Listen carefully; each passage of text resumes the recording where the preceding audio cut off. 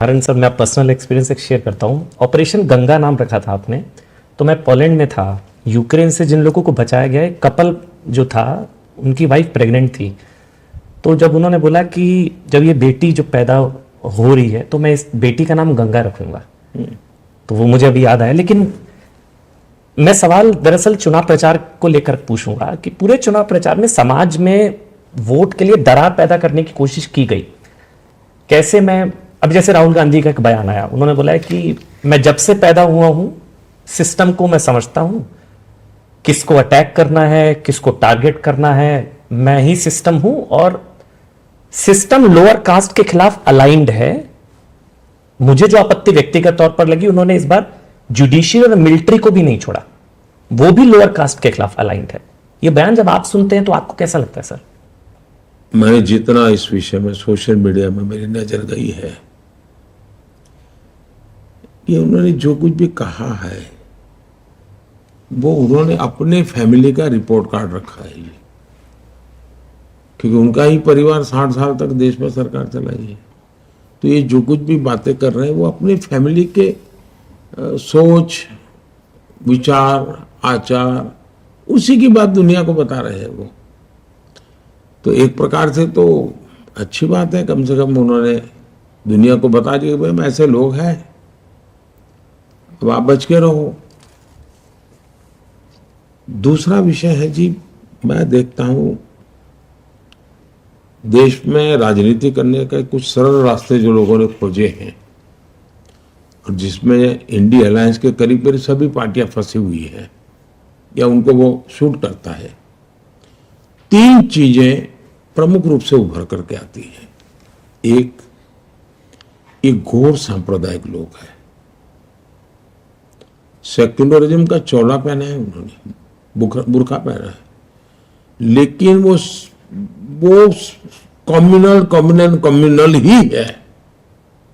वे उनके लिए हर चीज देखते ही कोई भी आइडिया आता है तो कम्युनल फ्रेम में ही आता है उनको, उसके बारे में उनको कुछ आता ही नहीं है।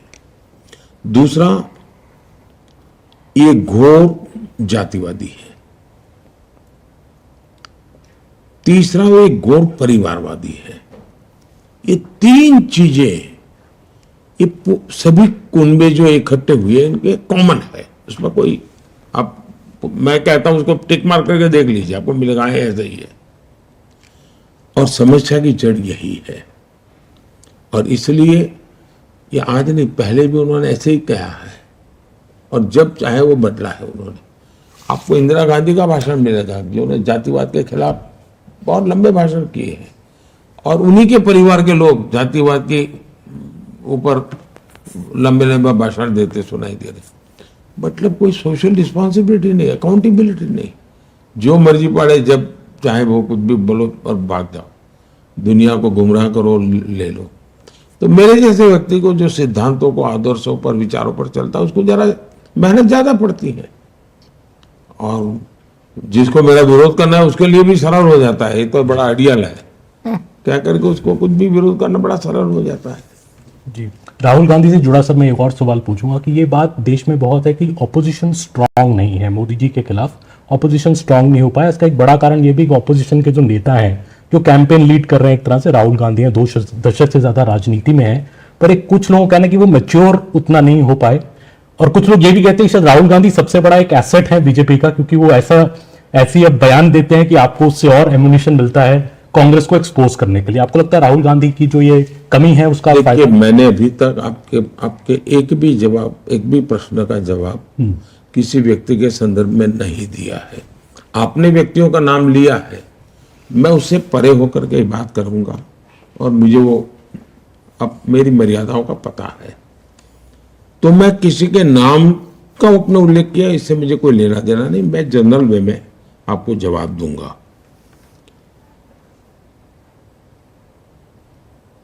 लोकतंत्र के लिए बहुत आवश्यक है कि एक बहुत ही मजबूत विपक्ष हो, बहुत ही सजग विपक्ष हो, और सरकार को तलवार की नोक पर चलने के लिए मजबूर करे, ऐसा विपक्ष होना ही चाहिए। और मुझे इस देश में टैलेंट की कमी नहीं लगती है।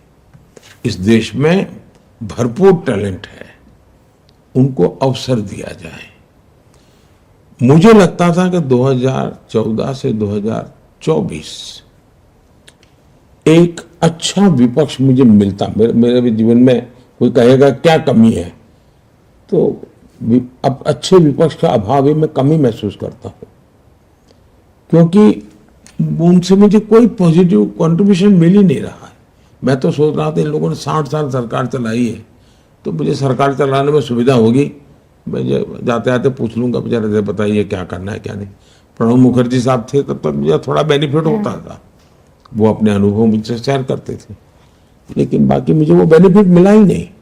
तो मुझे खुद को ही, मेरी पार्टी के जो अनुभवी लोग थे उनसे जो मदद मिली, उन्हीं से मुझे अपनी दुनिया खड़ी करनी पड़ी। और मुझे गुजरात का बड़ा मेरा अनुभव था, वो मेरे काम आया। विपक्ष किसी भी प्रकार से काम नहीं आया। और नकारात्मकता इतनी कि देश हित के अत्यंत महत्वपूर्ण निर्णय जो कभी उनकी खुद की पार्टी के मैनिफेस्टो में है, वही आज उनको पॉलिटिकली बेनिफिट लेने के लिए उसे उल्टा करना, ये चीज मैं समझता हूं कि चिंताजनक है। लेकिन मैं इस बात से सहमत हूं कि भारत जैसे लोकतंत्र में मजबूत विपक्ष होना चाहिए, सक्रिय विपक्ष होना चाहिए, और बहुत ही वेल ट्रेड, वेल इन्फॉर्म विपक्ष होना चाहिए। इसका लाभ होता है जी। मैं गुजरात में था सीएम, मेरे यहाँ विपक्ष में जो लोग थे, लेकिन सभी सीएम वगैरह बैठते थे तो उसका एक दबदबा रहता था जी, और उसका लाभ होता था। हाउस में ट्रेजरी बेंच के लोग भी इधर उधर होते नहीं थे जी, उसका बेनिफिट होता था। अभी तो हालत ऐसी नहीं है जी। मेरे दिल में एक दर्द है ये। प्रधानमंत्री जी, इसी से जुड़ा हुआ ये एक सवाल है कि आपने, मुझे लगता है कि 150 पौने 200 रैलियां रोड शो कर चुके हैं अभी तक पिछले 2 महीनों में, लेकिन उससे भी ज्यादा लग रहा है कि बदजुबानी विपक्ष की बढ़ी हुई है, उससे ज्यादा आपके खिलाफ गालियां पड़ रही हैं। इस बार पहली बार ऐसा देखा गया है, माता पिता तक लोग सवाल मतलब बदजुबानी कर चुके हैं, गालियां दे रहे हैं।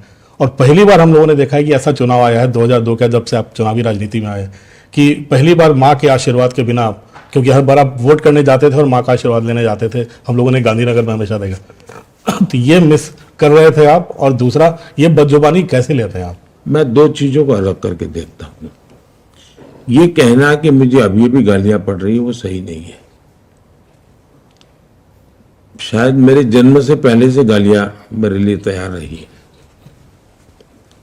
और 2001 में जब मुझे मुख्यमंत्री का काम मिला,